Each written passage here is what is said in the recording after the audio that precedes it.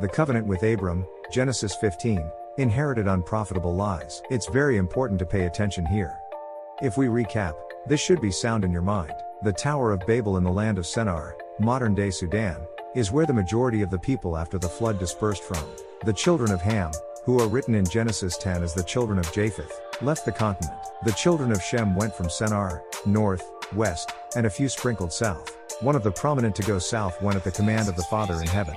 This was Abram. If we use modern-day names for Abram's journey, he left Sudan, went to Nigeria, was commanded to leave Nigeria, and went to Namibia and even South Africa. The Great Spirit promised to give him and his descendants all of the lands of Shem, which is the continent of Africa. This was reiterated to him in chapter 13, and he was coronated by the sitting high priest of the Melchizedek Order in chapter 14. He's passing all the steps to be the holder of the covenant. The Great Spirit spoke to Abram in a vision reiterating the promises of land and riches. He also told Abram that he himself was Abram's shield and great reward. It does not get any better than that. But Abram thought, how would he receive all these things with no physical heir to leave them to? He only had his steward, Eliezer from Damascus, northern Nigeria. The Great Spirit told Abram a physical son from his own bowels will be his heir. From this heir, Abram will have children like the stars in the sky and the sand on the beaches. Abram believed in the Great Spirit, and his belief alone is counted for righteousness. The Great Spirit then proved to Abram this whole ordeal was not a figment of his imagination. Genesis 15:12. And when the sun was going down, a deep sleep fell upon Abram, and, lo, an horror of great darkness fell upon him.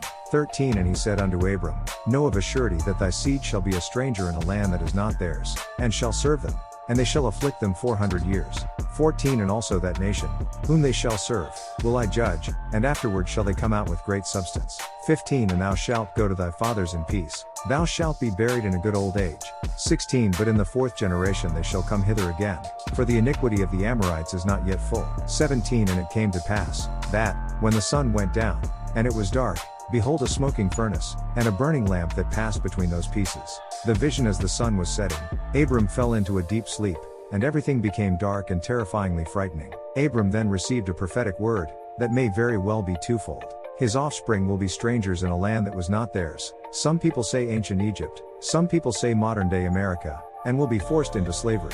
They will be abused and ill-treated for 400 years, but the nation that afflicts them will be repaid. The Great Spirit will judge that nation harshly, and Abram's seed would come out with great wealth and substance. Abram was then promised his seed will be given this land.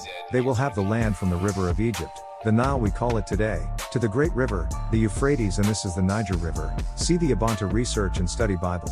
19. The Kenites, and the Kensites, and the Cadmonites. 20. And the Hittites, and the Perizzites, and the Rephaim.